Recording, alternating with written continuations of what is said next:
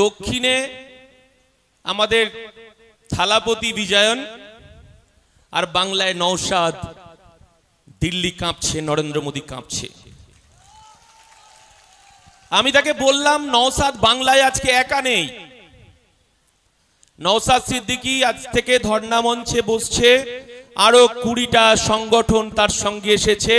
এই বাংলার পিসি ভাইপোর রাতের ঘুমটাকে হারাম হয়ে গেছে। আমরা জানি না এর শেষ কোথায় হবে।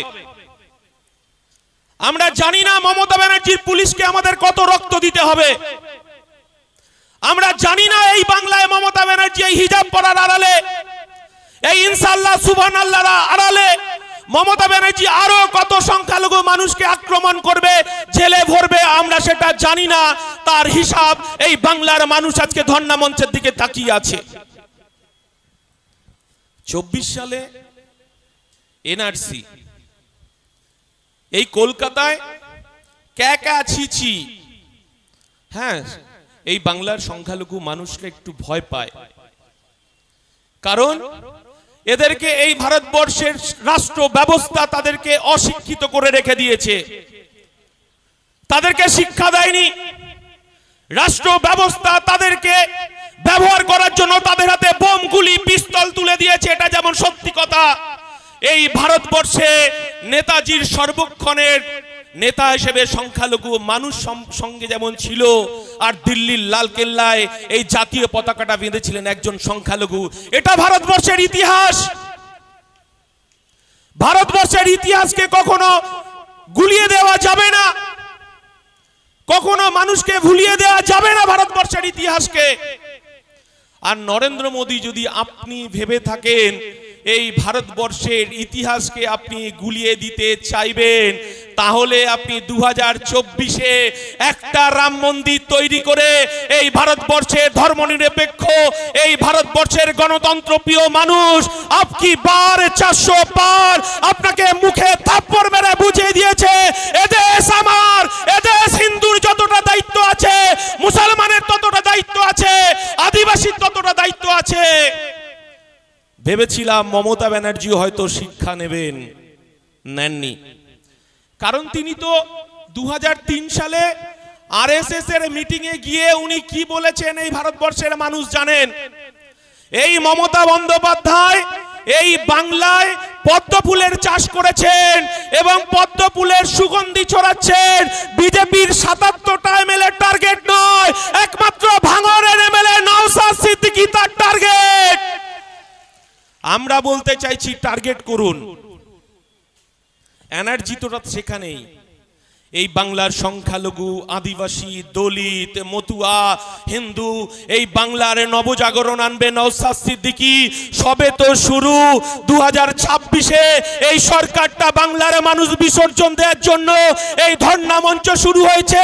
বুথে বুথে ধর্ণা মঞ্চ হবে মমতা ব্যানার্জি, আপনার পুলিশ রুখতে পারবে না। এই কথাটা বলার জন্যই আমরা সেদিনকেই আমরা শান্তিপূর্ণ আন্দোলন করতে চেয়েছিলাম। মমতা ব্যানার্জি ভেবেছিলেন যে বুদ্ধবাবু ওনাকে এখানে মাচা বাঁধতে দিয়েছিলেন, উনি পরিবর্তন করেছিলেন এই বাংলার, সেই ভয়টা ওনাকে কুড়ে কুড়ে খাচ্ছে। নওশাদ যদি একবার এখানে মাছা বাঁধতে পারে আমার গদি হয়তো টলমল করবে। তাই তার দালাল পুলিশকে লেলিয়ে দিয়েছিল আমাদের দিকে। নওশাদ সিদ্দিকীকে পেটে লাথি মারা হয়েছে, তাকে ঘুষি মারা হয়েছে। আমার দলের কার্যকরী সভাপতি বলছিলেন সে একজন ন্যাশনাল খেলোয়াড়, তাকে মেরে ফেলার চক্রান্ত শুধু আজকে নয়, তার গাড়িতে 17টা বোমা মারা হয়েছিল ভাঙড়ে। এখনো লড়াইয়ের ময়দানে নওশাদ সিদ্দিকী আছে। এই লড়াই আমাদের চলবে, এই লড়াই বাংলার বাঁচার লড়াই, এই লড়াই আমাদের জিততে হবে। মমতা ব্যানার্জি এত মিথ্যে কথা বলার এনার্জি কোথায় পায় সেটাই ভেবে পাই না। এত মিথ্যে কথা বলার এনার্জি কোথায় পায় জানি না। আচ্ছা যাই হোক, পরে শুনিয়ে দেবো, আমি খুঁজে পাচ্ছি না। যাই হোক, উনি এত মিথ্যে কথা বলার এনার্জি কোথায় পায় জানি না। আমরা অত রাজনীতিবিদ নই মমতা ব্যানার্জি আপনার মতো।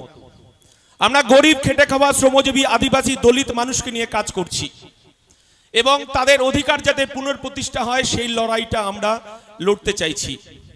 আমরা জানি আমাদের পাশেই 26,000 যাদের শিক্ষার চাকরি চলে গেছে তারা ধর্নায় আছে। আপনারা জানি, এই বাংলার মানুষ জানে, এই বাংলার মমতা ব্যানার্জি, আপনাকে তো দেখেছি আমরা 2007 সালে, সেদিন রিজবানুর রহমান এই রাজ্যের মুখ্যমন্ত্রী, বুদ্ধদেব ভট্টাচার্য পুলিশ মন্ত্রী। রিজবানুর রহমানের অপরাধ ছিল সেদিনকে অশোক টুডির মেয়েকে ভালোবাসার কারণে তার দমদমের পাতি পুকুরের ধারে তার লাশটা পাওয়া গিয়েছিল। আর এই ধর্মতলায় সেদিনকে মমতা ব্যানার্জিকে আমরা দেখেছিলাম, একদিকে রুকবানুর রহমান, একদিকে রিজবানুর মা, তাকে নিয়ে এই বাংলায় ইনসাফ চেয়েছিল। আর এই বাংলায় সেদিনকে মমতা ব্যানার্জি বুদ্ধদেব ভট্টাচার্যের পদত্যাগ চেয়েছিল। সেদিনকে এই বাংলার মানুষ নতুন করে বাঁচার স্বপ্ন দেখেছিল যে মমতা বন্দ্যোপাধ্যায় বুদ্ধদেব ভট্টাচার্যের পদত্যাগ চাইছে। আর মমতা বন্দ্যোপাধ্যায়, আপনি এই বাংলার আমার আনিসকে খুন করা হয়েছে, আমার তামান্নাকে খুন করা হয়েছে, আরজি করে তিলোত্তমাকে খুন করা হয়েছে, এই বাংলার মানুষ মমতা বন্দ্যোপাধ্যায় আপনাকে কি উত্তর দেবে? সেটা আপনি একজন নাকি আপনি অগ্নিকন্যা, সেই উত্তরটা আপনার কাছে বাংলার মানুষ চাইছে। আমরা পদত্যাগ চাইবো না, আপনাকে পরাজয় বিসর্জনটা দেখেই এই বাংলার মানুষ ছাড়বে। আমরা বলতে চাইছি, আমার ভারতবর্ষের সংবিধান আমাকে অধিকার দিয়েছে সমস্ত জাতি ধর্ম বর্ণ নির্বিশেষে তার অধিকার দিয়েছে আমার ভারতবর্ষের সংবিধান। আমার ভারতবর্ষের ধর্মনিরপেক্ষতা, আমার ভারতবর্ষের ঐতিহ্য, ভারতবর্ষের কৃষ্টি আমাকে আমার সংবিধান শিখিয়েছে। কিন্তু আজকে এটা তো ঠিক কথা, মমতা ব্যানার্জি আপনি 20 তারিখে পুলিশ দিয়ে পারলেন না। সংবিধান আছে বলেই আজকে কোর্টের নির্দেশে আমরা এখানে ধর্ণা মঞ্চে বসেছি। আমরা অনুব্রত মণ্ডল নই, আমরা পুলিশকে গালি দেওয়ার জন্য আসিনি, তার বউ মেয়েকে বিছানায় ডাকার জন্য আসিনি। সেদিন গরিব, খেটে খাওয়া, পিছিয়ে পড়া আদিবাসী দলিতের কথা বলতে নওশাদ সিদ্দিকী এসেছিল, আপনি তাকে পেটে লাথি মারতে মারতে আপনি জেলে নিয়ে গেছেন। এই বাংলার সংখ্যালঘু মানুষ আপনার কাছে হিসাব চাইছে। ভালো কথা, আমরা তো চাই এই বাংলার সমস্ত ধর্মের মানুষ, জাতির বর্ণের মানুষ তারা ভালো থাকুক। যেদিন আমার দলের পৃষ্ঠপোষক আমাকে প্রথম ডেকেছিলেন, সেদিনকে আমাকে বলেছিলেন, বিশ্বজিৎ তোমাকে এই কাজটা করতে হবে, আর তোমাকে মেকি ধর্ম করবে না, তোমাকে মসজিদের পাশে যারা ভিক্ষুক, যারা ভিক্ষে করে তাদেরকে কর্মসংস্থানের ব্যবস্থা করতে হবে, তাকে মাথার উপর ছাদ দিতে হবে, মন্দিরের পাশে যে ভিক্ষুকগুলো আছে সেই পরিবারগুলোকে তোমাকে দেখতে হবে, সেই পরিবারগুলোর পাশে থাকতে হবে। আর মমতা ব্যানার্জি এই ধর্মতলায় হিজাব পরে ইনশাআল্লাহ সুবহানাল্লাহ বলে এই বাংলা সংখ্যালঘু যারা ধর্মগুরু আছে তাদেরও মাথা হেট হয়ে যায়। আমরা বলতে চাইছি আপনি ইনশাআল্লাহ সুবহানাল্লাহ করুন, তাতে কোনো আপত্তি নেই।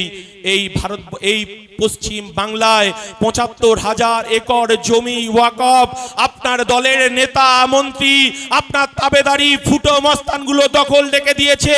এই মঞ্চ থেকে মমতা ব্যানার্জি আপনি সুবহানাল্লাহ ইনশাআল্লাহ করুন। ৭৫,০০০ একর জমির হিসাব বুঝে নিতে চাইছে এই বাংলার সংখ্যালঘু মানুষ, এর উত্তর আপনাকে বুঝিয়ে দিতে হবে, না হলে ২৬-এ আপনাকে গদি ছাড়তে হবে। এই কথাটা এই ধর্ণা মঞ্চে বলার জন্য আমরা উপস্থিত হয়েছি। জানি যারা আজকে আপনার পুলিশ, আপনার আইবি সবার মুখগুলো ঘুরে ঘুরে চিনে যাচ্ছে, আপনি লোকাল থানায় আবার ইনফরমেশন দেবে, আবার রাত্রিবেলায় আপনার পুলিশ থানায় গিয়ে কড়া নাড়বে, এই বাংলায় আবার হিন্দু মুসলমান করার জন্য আবার লড়াই হবে। শুনে রাখুন মমতা বন্দ্যোপাধ্যায়, আপনি আগুনে হাত দিয়েছেন। একজন যদি আন্দোলনকারীর বাড়িতে গিয়ে পুলিশ যদি কড়া নাড়ে, এই কলকাতা রাজপথ দেখবে নওশাদ সিদ্দিকী কাকে বলে, ইন্ডিয়ান সেকুলার কাকে বলে। এই বাংলায় আবার নবজাগরণ আসবে। সেদিনকে আমাদেরকে জল দেয়া হয়নি জেলের ভেতর, ওষুধ দেয়া হয়নি আমাদেরকে, খিদের জ্বালায় আমার বয়স্ক চাচারা সেদিনকে আর্তনাদ করছে, আমাদেরকে খেতে দিতে হবে।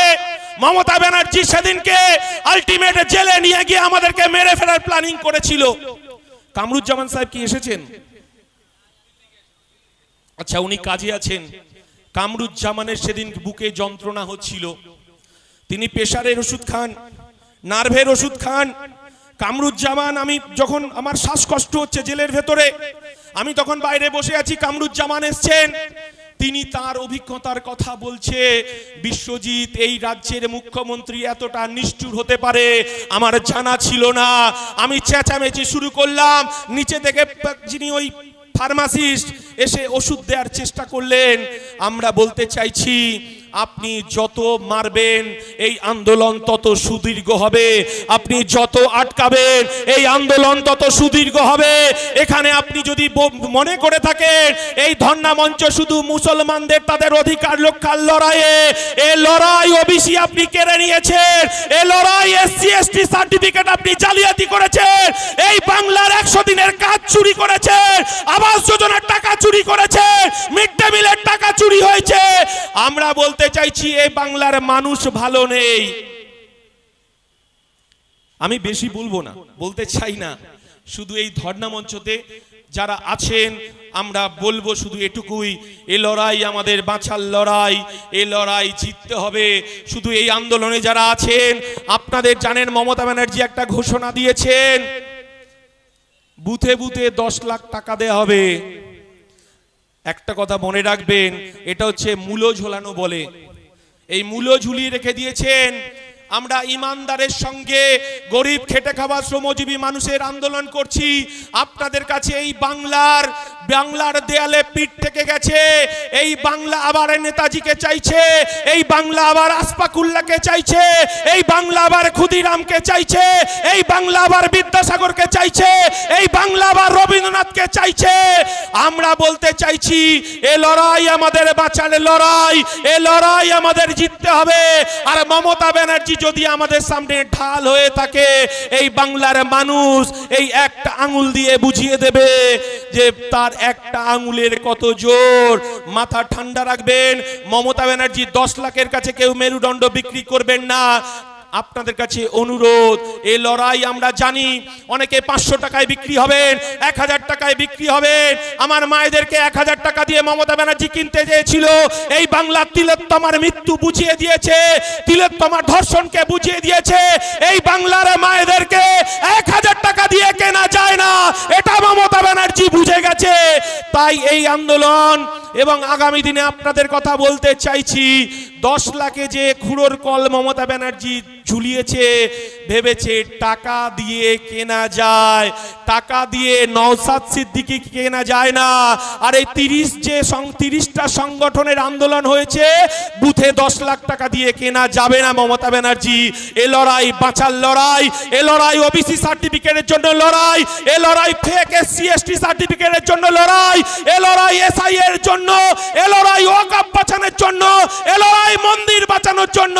তাই আমার নওশাদ সিদ্দিকী বলে, মোরা এক বৃন্তে 2টি কুসুম, হিন্দু মুসলমান, মুসলিম তারে নয়নমণি, হিন্দু তাহার প্রাণ। জয় হিন্দ, ইনকলাব জিন্দাবাদ, ইন্ডিয়ান সেকুলার ফ্রন্ট জিন্দাবাদ। তো 30টা যে গণসংগঠনের মঞ্চের ঐক্য জিন্দাবাদ। জয় হিন্দ, ইনকলাব জিন্দাবাদ, নওশাদ সিদ্দিকী জিন্দাবাদ।